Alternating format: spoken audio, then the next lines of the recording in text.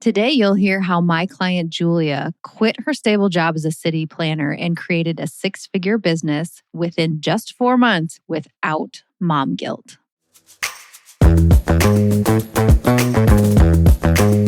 Hey, I'm Michelle Gauthier, and you're listening to the Overwhelmed Working Woman podcast. Hello, friends. Thanks for joining. Today, you are going to hear Julia's 3 biggest takeaways that she got from her coaching and how she applied those to make more money than she ever made, while also enjoying quality time with her kids and her family. You'll hear why she decided to quit her job and what pushed her to actually do it, and then how she made more money by putting her family first, being diligent with her morning routine, which is such an important part of our mindset, and using something called an evidence journal. Also, this episode is being released on April 1st, which means that Overwhelmed Working Woman is 1 year old. She's no longer a baby. We are going to be doing fun things all month long to celebrate. And this week we have a fun giveaway, which is Overwhelmed Working Woman swag. We have the cutest t-shirts that say Overwhelmed Working Woman. I've been wearing mine around town and have gotten lots of knowing smiles from other overwhelmed working women. They aren't like the itchy, yucky giveaway t-shirts that you get sometimes. These are women's fit. They're soft. They're adorable. This is a t-shirt that you would actually want. So to get one, all you have to do is write an honest review of the show on Apple or Spotify and tell me that you did it. There's a link in the show notes where you can get all the details about where and how to write a review, and then give us your info so that we can send you the t-shirt. You can start sporting your Overwhelmed Working Woman t-shirt on Casual Friday or at school pickup or whenever you want to wear it. Also, if you've already done a review for the show, because for Apple and Spotify, you can only do one. So if you've already done a review for the show, even if you did it like 6 months ago, still fill out the form and tell us that you did it so that you can be in the drawing for the t-shirts. Okay, now let's get on to our chat with Julia. You're going to love her story. Today, I have an interview guest who I'm excited to introduce you to. This is Julia Pancoast, and she was my former client twice, actually. Once for one big change, and then once to keep going on to another change. So I'm going to ask her lots of questions about that. She started off when I first met her, she was a city planner / urban designer. And then she moved into owning her own business in real estate. She's done everything from helping to procure and sell business properties, owning her own buildings with apartments that she manages. So she's sort of a real estate investment jack of all trades. So thanks, Julia, for being on with us. Thank you. That was a nice introduction. I don't always feel like a jack of all trades, but I try to be. You are. The other thing I forgot to say is that you're a mom of 2 boys. 2 littleish boys. How old are they now? Yeah, they're now 3 and 4.5. So close together. Yes. So when we started working together, it was more like... They're like babies. Yeah, exactly. 2 babies, essentially. Yeah. 2 under 2, I think, at the time. Yeah. Oh, my goodness. So 2 under 2 with a full-time job at that time where you were working lots of hours, and you and your husband had a balancing act that you did because he did work on Saturdays and didn't work some of the days during the week, right? You guys kind of tried to figure that out. But what made you consider getting a coach in the first place? Well, I would say that kind of when I still had my previous job, but I was starting to take in all this information from like all kinds of sources. So a lot of it was real estate podcasts and books and all the things that real estate people kind of are exposed to. And like with that is like mindset work. I don't know. It's just kind of interesting that the real estate investing industry or like path has a lot intertwined with mindset work. And so I was getting exposed to what mindset work is because I didn't even really know what it was. And then through that got introduced to the concept of coaches and that people utilize coaching to kind of help build their businesses, help improve their lives. And I think I had heard that some of the girls in this all women investing group that I religiously attend every month because that's my favorite. It's called Invest Her. And there's a St. Louis group that meets, but it's like a national platform. And anyways, in that group, I think some of the ladies had worked with you in the past, and I had just put a message out like, because I was still at my old job, and I was like, hey, I know some of you have mentioned like working with coaches. Like, who have you worked with? And they put your name out there and spoke very highly of you. So I reached out. And like when we had our discovery call, like our first call, I was still at my old job, and a lot changed between our first call and then starting to work together. Yes, yes, because you were right on the verge. You wanted to quit and you weren't sure Yeah. if you should do it. I remember talking to you. It was like winter and you were in your minivan and we were talking on your I first remember it feeling consultation. like so gray, like the color of like my side of the video looked so dreary. It was very reflective of the situation. Right, right. It was a Yeah. metaphor. Yes, yes. So at that point, you knew that you wanted to start doing real estate investment. Of course, like everyone who starts their own business, you were a little nervous about doing it because it's hard to think like, what will I do without the salary that I have? Will I make this much? And then add on top of that, hiring a coach. So how did you feel about the investment part of it, investing in a coach? Well, I personally felt like I was at a spot where I was so just like emotionally like broken. Like I just was so over my circumstances of, whatever I was living in with my overworked at my job and like never, I was barely seeing my kids. And they were tiny babies at the time. And it was just like I was at a breaking point emotionally. And so I just felt like there wasn't another option, honestly. And I remember talking to you about like, do you have any tips on how to discuss this with your husband? Because like my husband just like, he didn't he wasn't listening to the same like podcasts and reading the same books and stuff as me because he doesn't do real estate investing. And so anyways, we just have been exposed to different things, and I just was like, he's not going to have any clue what this is. Yep. And so I asked you for advice on that. And so I kind of like, it was funny because I was trying to explain it to him one night. I still remember this night vividly. The kids had gotten put to bed, and it was like we were just in the living room by ourselves, and our Christmas tree was up because I remember it was like dark with like just our little Christmas tree behind me. And I was trying to explain it to him, and he kind of was like pushing back a little bit. Like he was just like, but why do you need that? And why do you need that? And I just broke down in like tears, and I was like, I have to change. Like something has to give. Like and I didn't know exactly how to do it, or maybe I didn't have the courage to think I could do it without support. I don't know, but I just felt like it was kind of like this is the only option. Yeah, yes. Well, good. And I think even being able to think that, you had to believe in yourself enough. Like, if I get the right guidance to get me through this, I know I can succeed at it. And you were right. You were so right because you have been so successful. So, what was the tipping point at your old job? Maybe it was something with the job or just how your life felt where you were like, I'm not doing this anymore. I'm going to start my own business and hire a coach and get busy in this new life I'm creating. Yeah. So I'd probably spent like a whole year before I left my job, like kind of arming myself with, and let's context this was COVID times where we were all stuck in our houses. I was remote working for like 18 months. I was at home. I was pregnant. So I had a lot of in my house time. And again, like I've had this itch of real estate, like literally since I can remember as a 5-year-old. Other kids were watching cartoons on Saturday mornings, and I was watching like this old house, this like guy who would like rehab old houses on like one of the PBS. free channels. Yeah, on Yeah. the it. Yes. And it was so funny. I remember as like a small child just laying in my mom's bed on Saturday mornings watching that show, and my siblings were like in the other room watching cartoons. So I was unique. But anyways, so like for a year when I was pregnant and I still had a baby at home because they're so close in age. And I was really in this mode of like, I've got to figure this out. I know I can figure it out somehow. So I started educating myself and kind of preparing for what maybe I didn't know I was going to leave my job. I really didn't because I thought like, oh, I can start doing it with my income because it's like when you have a W-2 job, it can make the financing of deals a little easier. So at first I was going the route of I'm going to do both at the same time. And then I would say the trigger thing was going back to the office. So at that point, then I had two babies at home, and we went back in the summer of 2021 and or like late summer, I think, like August.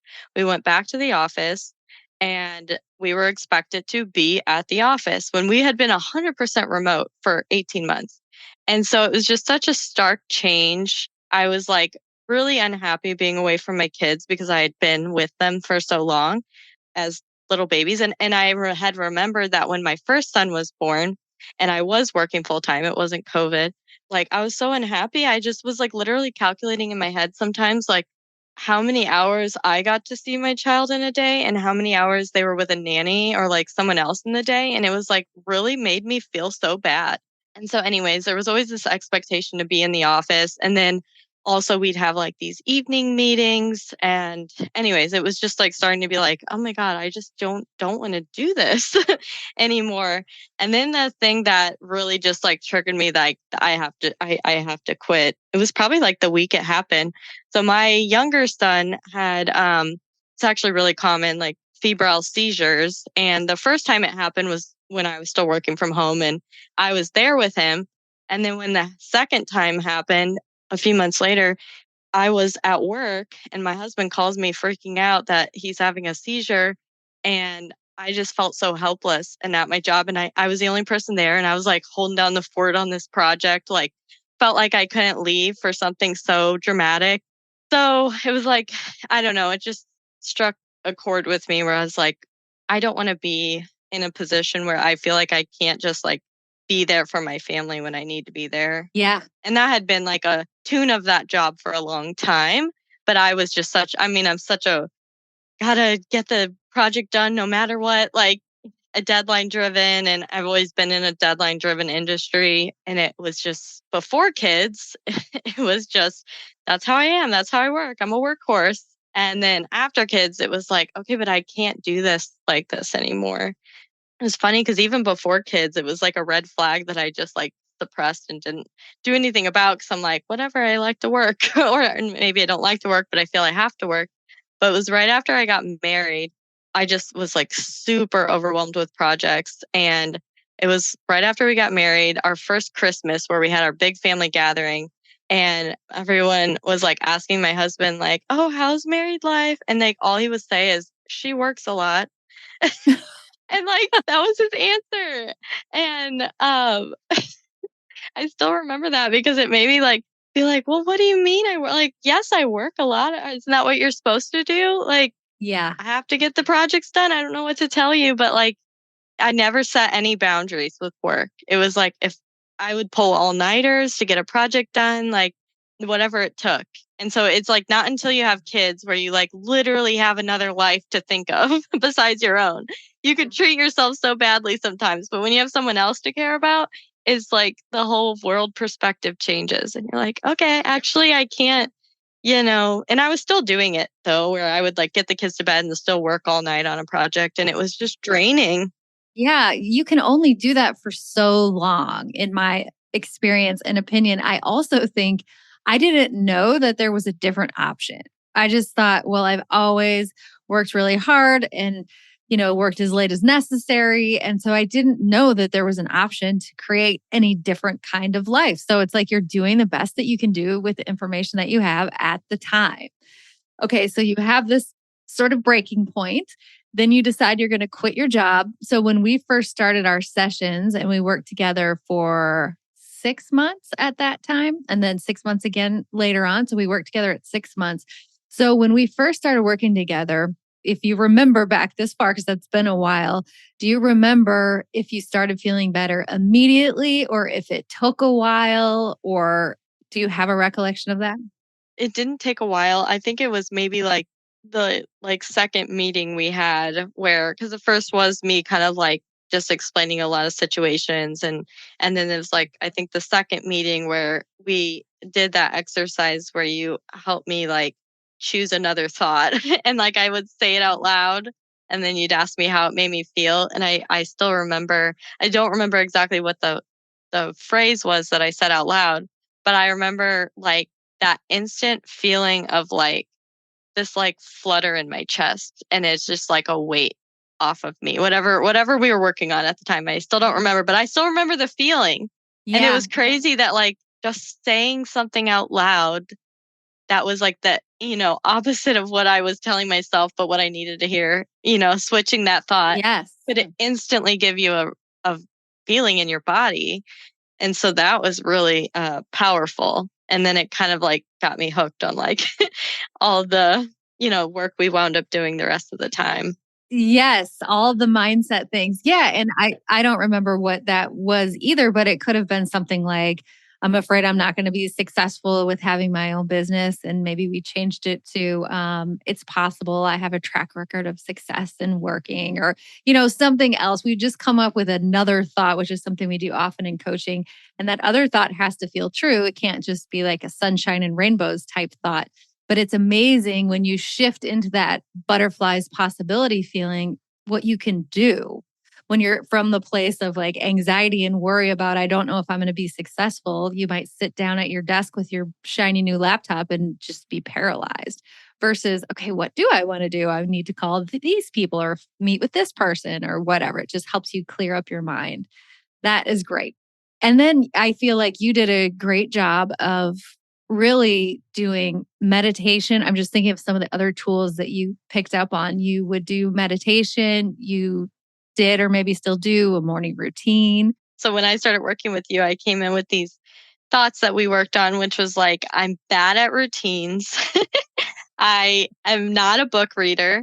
And then that was things that we worked on changing. So it's like, I didn't necessarily believe the thought that I love routines or I'm great at a morning routine. So I think the thought we came up with that was like like felt true enough was like, I'm learning to love morning routines or something like that. Like I'm learning to love it or I'm learning to be great at it or something. And like that was true enough in my mind that like I am learning to try to be like Yes, that. But at I that can do time, this. I was doing like a very dedicated, pretty lengthy morning routine process, and it was very powerful. I've pared it back quite a bit just because or how early my kids wake up is interesting. They're still early risers.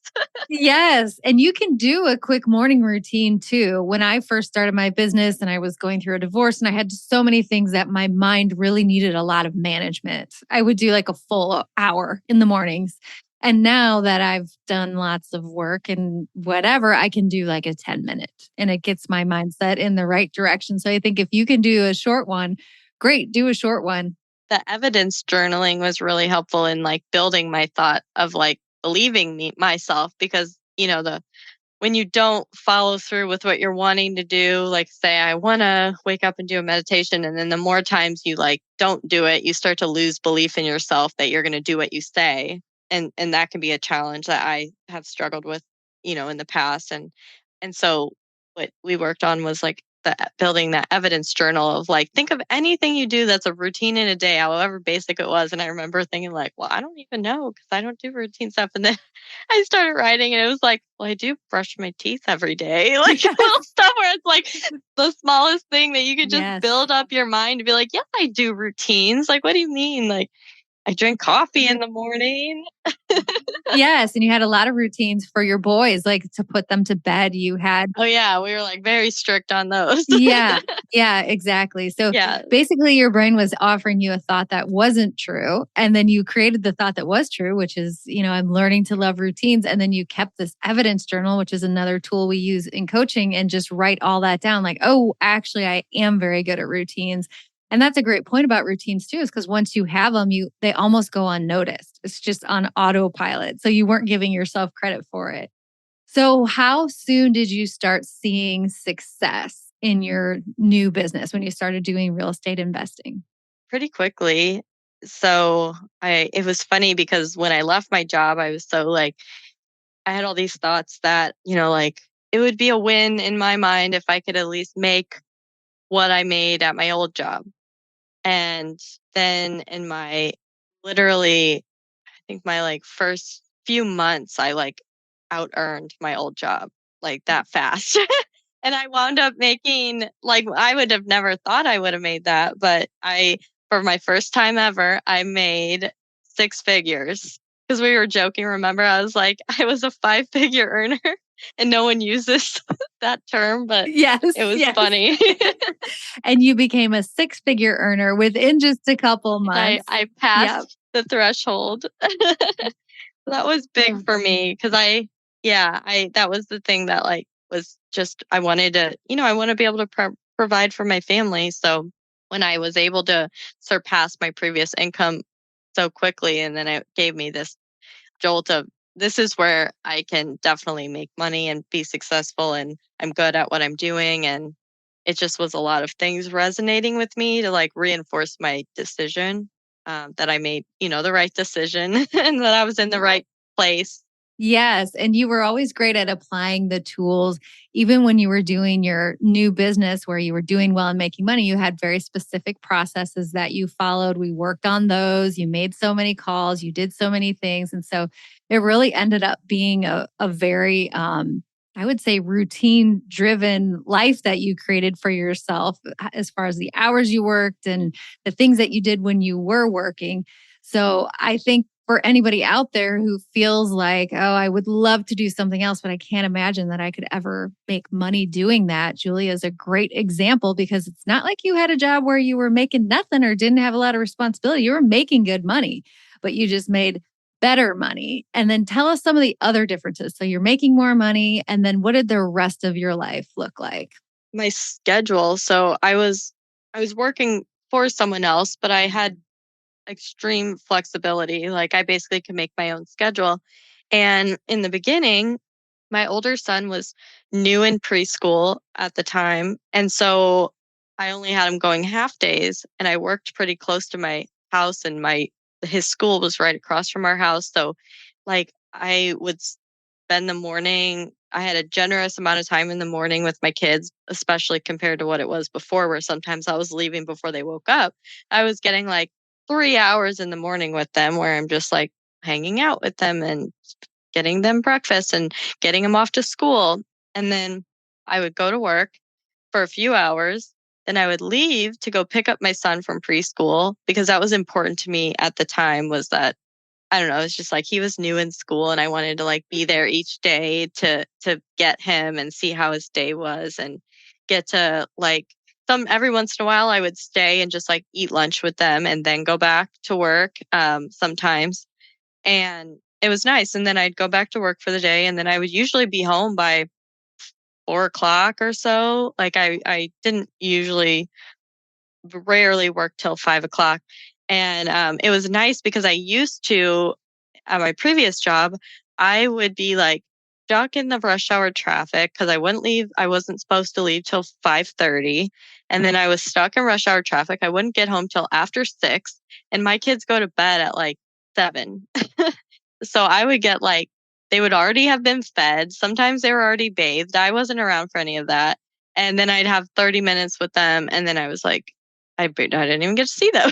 Yeah. And so I was like, I chose that I was going to leave, around 4 o'clock every day, and that I was going to get home before my husband was making dinner, because, he's a saint and he makes dinner for me and our family. And so it was just something I chose. So I adjusted my schedule. I made more money. I worked less because I adjusted my schedule intentionally.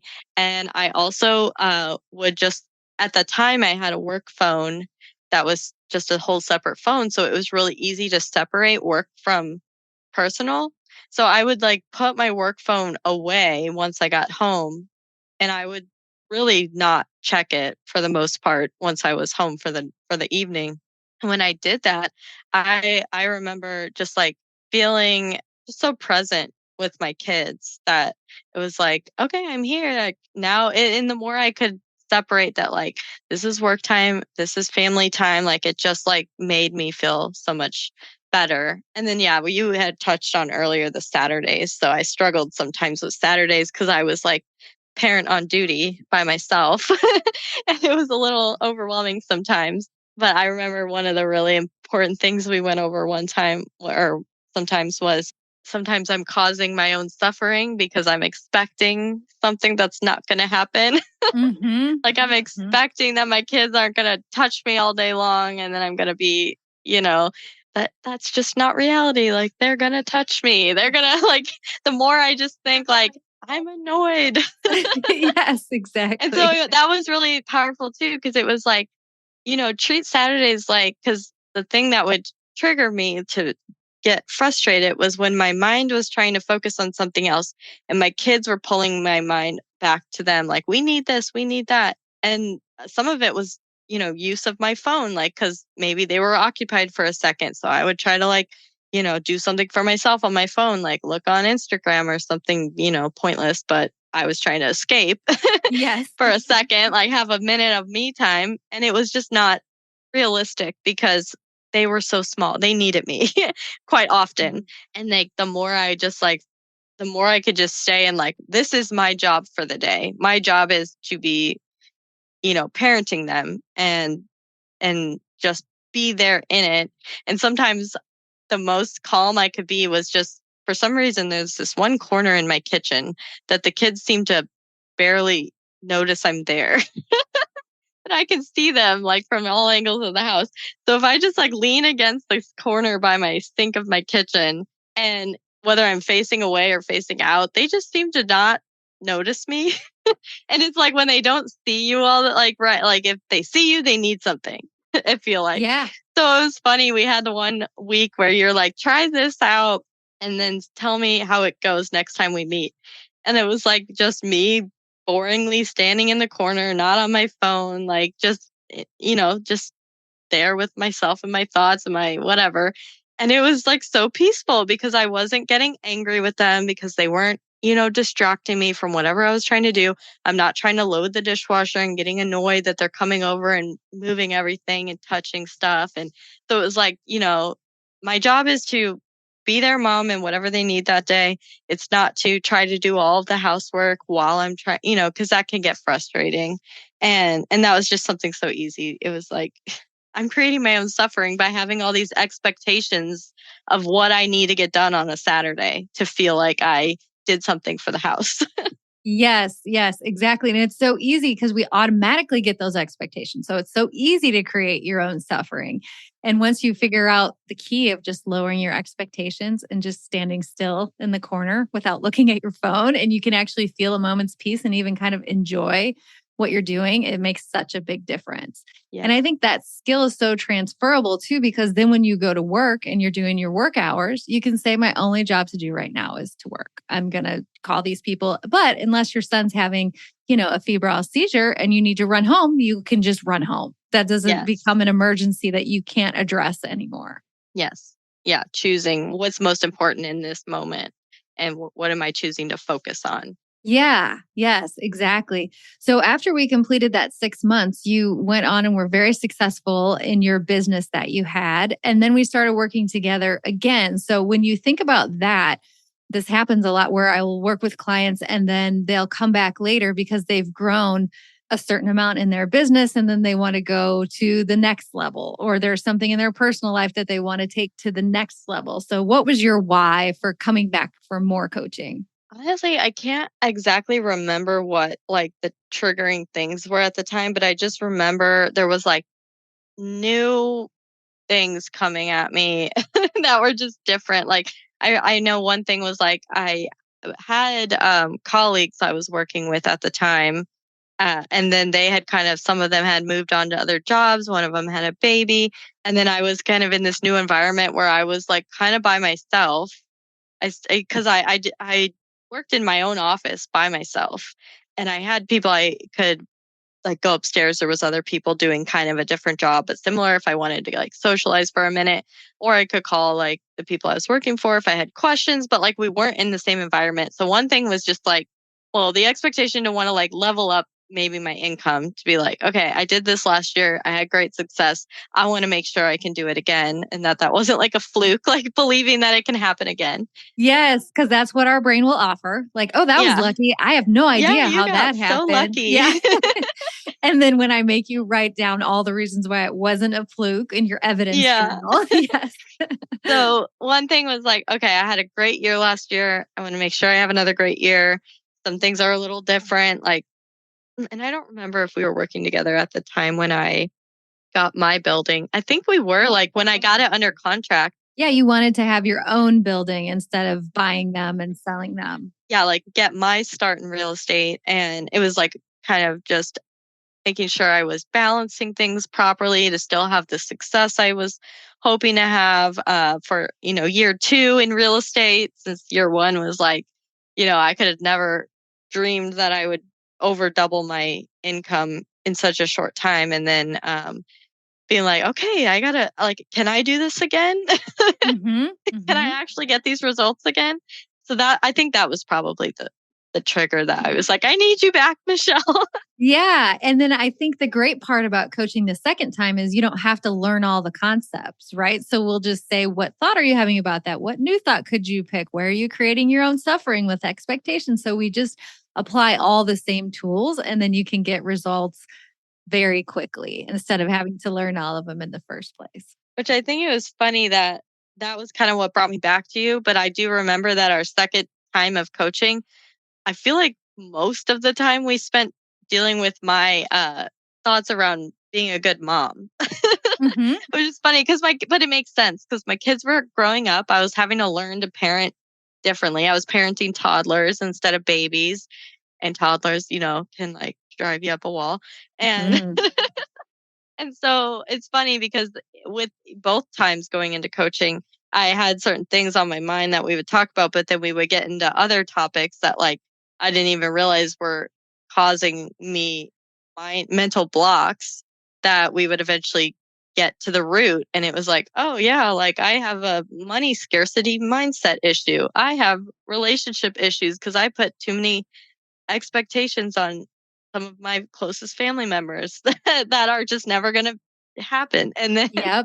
those like things like that I didn't even realize were challenges, but they eventually come up no matter what you go in talking about. It's so funny because you can eventually get to the root of whatever it is. If it's, am I enough, or am I a good mom, or am I doing enough for my kids to make sure they become good people?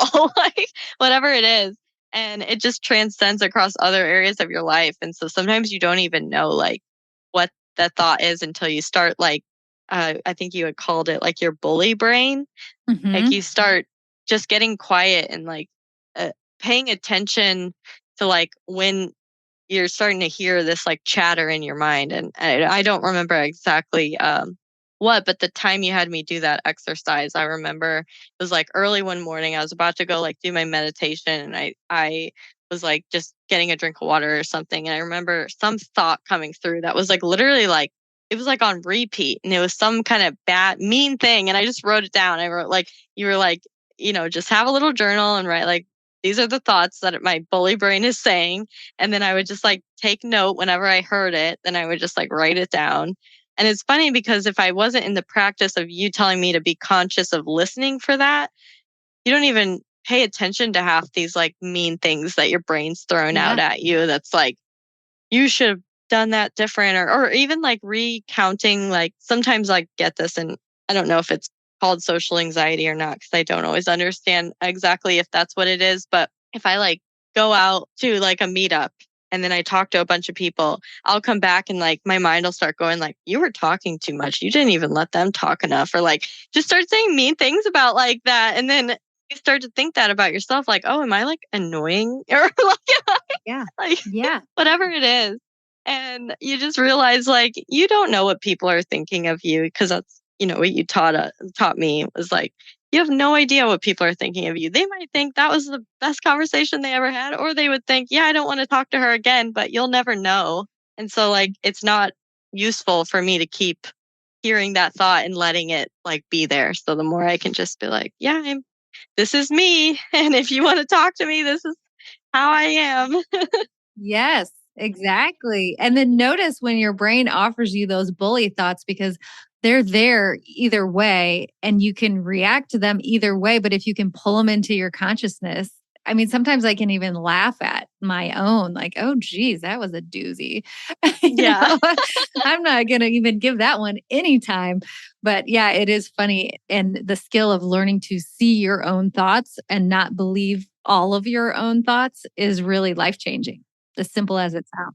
And that you don't have to grab onto a thought. Like if it's a thought that's not useful to you, like me thinking that I'm not a good mom or something, it's like, why would I want to ever latch onto that thought?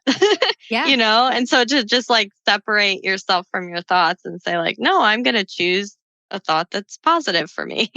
Yeah, exactly. And once you have the ability, like say, for example, to believe that you're a good mom and that you're doing the best you can, it affects every area of your life because then when you're at work, you're just working. You're not like feeling guilty or thinking I'm not doing enough or whatever. You're just working. And then when you're at home, because you've got your work all squared away, you're just being a parent and hanging out with your husband or, doing whatever it is you want to do. Well, you have been such a great client, and I'm so glad that I got to know you over time. I hope you will come back to me when you're about to make $1 million and when your boys are teenagers and, all the times that you might need me for a transition. I would love that. Yes. If people are interested in like following you on Instagram or learning more about you or your business, where should they go?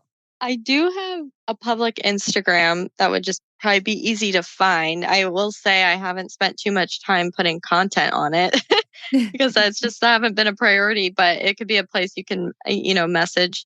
It's julia.invests with an S, invest.stl. And yeah, so it's just kind of there right now, but it doesn't have much on it. Yeah, but if they want to reach out to you, that'd be a good place. If Yeah, they they want to send me a message you. message there. It's pretty easy to find my contact info if you just Google my name because I'm in real estate. And so we're pretty open with our information so people can find us. Just Google search, or if you want to just send a DM on Instagram, either one, I'll see it. So yeah, and definitely reach back out to anyone who might have, that my story might have resonated with them, whether it's real estate related or not. So. Yeah. So that you don't mind if somebody reaches out to you and says, your story really inspired me. What should I do next? Or something like that. Are you Yeah, open to no, that? not at all. Okay. Because I come across people often in like our women's investing group that have a really similar story, and whether they have kids or not, just like that change of like whatever their current job is and wanting to eventually do investing in some way, in real estate investing, and just women can often doubt themselves more than men. So the more we can all cheerlead for each other and Yes. make it seem less scary. I'm all about kind of giving back to people that are maybe a few steps behind me in the process to figure out like any kind of nugget of information I can provide to help get them on that like next tiny step in the right direction. Yes. That's such a good abundance mindset. Like we should all, right? Like you don't want to be the only one who has this great life that you created. We should all be able to have whatever Yes. kind of life that we want. That's great. Okay, good. Well, thank you so much, Julia. Thanks for doing this interview. And it's been so great working with you. Thanks, Michelle. You too. Always good to chat and catch up. Thanks for listening today. And thank you for your support of the podcast over the past year. We have so many listeners. We've been able to reach so many overwhelmed working women. And I am on a mission to not leave anybody behind. So don't forget to do your review. Click on the link for all the details about how to do the review, and then give me your information so that you too can sport an Overwhelmed Working Woman t-shirt. Okay, see you next week. Thank you for listening to the Overwhelmed Working Woman podcast. If you want to learn more about my work, head over to my website at michellegothier.com. See you next week.